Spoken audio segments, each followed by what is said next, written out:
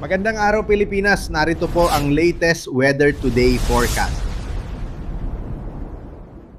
Sa ngayon po patuloy pa rin ang generally fair weather conditions sa malaking bahagi ng bansa dahil pa rin yan sa dalawang weather systems. Una na dyan ay ang ridge or extension ng high pressure area na nandun po sa may North Pacific Ocean at nag-extend dito sa may northern and central Luzon na siya nagdadala po ng generally maaliwalas na kalangitan at maliit na tsansa ng mga pag-ulan. Yung mga isolated rain showers or thunderstorms, posible naman po dito sa may southern Luzon, down to Mindanao dahil sa easterlies o yung hangin na nagmumula pa rin sa may Pacific Ocean at sa maraming lugar po bahagyang maulap na kalangitan ng mararanasan, kabilang na ang Metro Manila. Samantala po, isang bagyo ang namataan po sa labas ng Philippine Area of Responsibility dito sa may Pacific Ocean. Nabuo po yan from a low pressure area and as of 3 in the afternoon ay namataan po ito 3,000 kilometers silangan po ng northeastern Mindanao. Sa ngayon, ang taglay na hangin nito 55 kilometers per hour pero habang lumalapit ito sa ating kalupaan ay patuloy pa itong lalakas at habang nandito pa rin siya sa mainit na parte ng karagatan. Base po sa latest tropical cyclone potential forecast ng Pag-asa, kikilos ang bagyo west-northwest or papalapit ng unti-unti dito po sa ating kalupaan sa Philippine Area of Responsibility. At dahil ito'y tropical depression at nasa malayong parte pa ng karagatan, posibleng umabot pa ito sa severe tropical storm or typhoon category sa susunod po na 6 na araw habang binabagtas yung southern portion of Guam. Base naman sa ating latest forecast, posibleng Wednesday or Thursday, pumasok ito ng ating PAR. Papangalanan po natin ito na Kaloy kung sakasakali o yung magiging pangatlong bagyo for this year at una naman for the month of April. Sa pagpasok niya ng ating PAR, sa Thursday hanggang sa weekend, we're seeing na magre-recurve po o lilihis ito ng direksyon moving northwest hanggang sa maghilaga po patungo dito sa may southern portion of Japan. So ibig sabihin, maliit ang chance sa ngayon na ito itatama sa ating kalupaan or directly makakaapekto given na malayo nga po ang sentro nitong bagyong tatawaging Kaloy sa ating kalupaan. However, patuloy pa rin mag-monitor sa mga pagbabago dahil ilang araw pa naman at marami pang posibleng senaryo regarding this weather disturbance. Para naman sa lagay ng ating panahon, asahan pa rin ang bahagyang maulap na kalangitan at minsan maaliwalas naman po na kalangitan umaga hanggang tanghali sa malaking bahagi ng Luzon. Sa umaga may mga areas dito sa may Quezon na uulanin, ganyan sa may Marinduque, Romblon at Oriental Mindoro dahil lamang yan sa easterlies. Habang natitirang bahagi ng Luzon, lalo dito sa may northern and central portions, asahan naman na magiging maaliwalas ang kalangitan sa umaga hanggang sa tanghali. Yun nga lang magiging mainit at maalinsangan pa rin, lalo na sa mga kapatagan kagaya ng Cagayan, Isabela, Pangasinan, Tarlac, and Nueva Ecija. Habang sa dakong hapon hanggang sa gabi, may mga lugar naman dito sa may southern Luzon, Calabarzon, Mimaropa and Bicol region na magkakaroon ng maulap na kalangitan at pulupulong mga pag-ulan. For Metro Manila, mananatiling mainit hanggang 35 degrees kung ang pag-uusapan po natin ay temperatura ng hangin. Mas mainit pa sa may Tuguegarao City at 36 degrees Celsius of air temperature.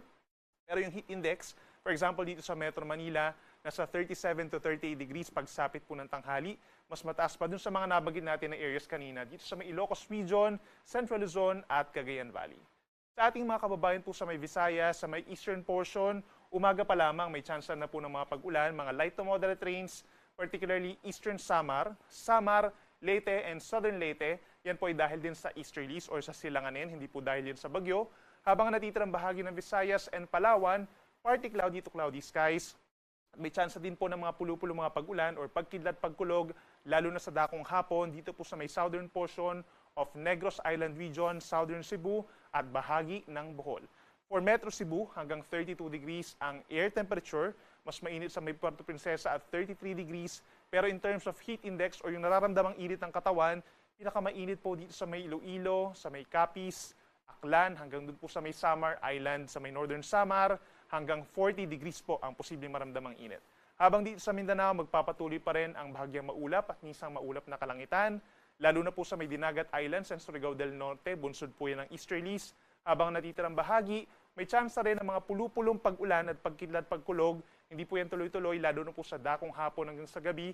Dito po sa may Zamboanga Peninsula, Bangsamoro Region, Sultan Kudarat, Sarangani and South Cotabato, yan po ay dahil lamang sa mga localized thunderstorms. Sa may Zamboanga City, yung air temperature 33 degrees Celsius.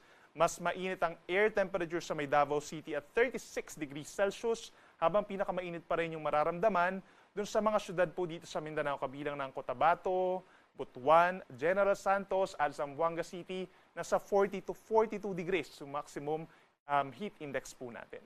Para naman sa lagay ng ating karagatan hanggang sa weekend, wala tayong aasahang gale warning or banta sa mga delikadong alon dahil we're seeing pa rin naman na malayo pa rin sa ating kalupaan yung papalapit po na bagyo. Ang nakikita natin generally, banayad ang katamtaman ng taas sa mga pag-alon. Sa may eastern portion ng ating bansa, umabot lamang ng 1.5 metro kapag meron tayong pabugso-bugsong hangin dahil sa mga thunderstorms. But in general, dito naman sa may West Philippine Sea, nasa kalahating metro naman malayo sa Pangpang. At para sa lagay ng ating panahon, simula po sa Friday hanggang sa matapos sa yung weekend sa April 12, we'll seeing pa rin po na magiging mainit at malinsangan sa malaking bahagi pa rin ng bansa. At nandyan pa rin yung mababang tsansa ng ulan kung dito sa may Luzon, magiging maaraw halos sa buong maghapon. No? At we're seeing naman dito sa parting Eastern Visayas at sa Mindanao, may tsansa pa rin ng kaulapan at mga minsang pag-uulan. So for Luzon, aasahan pa rin sa Metro Manila, for example, at mga nearby areas, 34 degrees yung posibleng init ng hangin. Sa may Baguio City, presko pa rin po at ideal pa rin sa pamamasyal. 15 to 25 degrees ang temperatura. Habang sa may Legazpi City naman, magiging ideal pa rin at masisilayan pa rin ng Bulkang Mayon even though dapat malayo po, no? Dahil meron pa rin tayong alert level hanggang 33 degrees ang init. Sa ating mga kababayan po sa Visayas at mga mamamasyal din po doon, no? Very ideal din po yung magiging bakasyon po ninyo over this Friday hanggang Sunday dahil we're seeing na partly cloudy to cloudy skies pa rin. Magiging maaraw in general sa umaga hanggang sa tanghali. But then sa dakong tanghali po, make sure na hydrated tayo, uminom ng maraming tubig. At kung meron tayong outdoor activities, kung lalabas po tayo, may dala tayong payong, sombrero or pamaypay para iwas heat stroke. Pinakamainit sa may Visayas, sa may Iloilo, 33 degrees Celsius. Habang dito sa may Tacloban at sa may Metro Cebu, 31 to 32 degrees ang pinakamainit na temperatura. Habang sa Mindanao, we're seeing pa rin po na partly cloudy skies in general sa malaking bahagi, umaga hanggang hapon, and then sa hapon hanggang sa gabi may tsansa po ng mga kaulapan at mga pulupulong pag-ulan or pagkidlat pagkulog. Again, walang kinalaman ito dun sa papasok po na bagyo sa ating PAR. Pinakamainit dito sa may Metro Davao in terms of air temperature at 35 degrees Celsius. Mas mainit pa yung ating mararamdaman, no? At inuulit natin yung mga syudad po dito sa Mindanao magiging mainit at malinsangan din pagsapit ng hapon.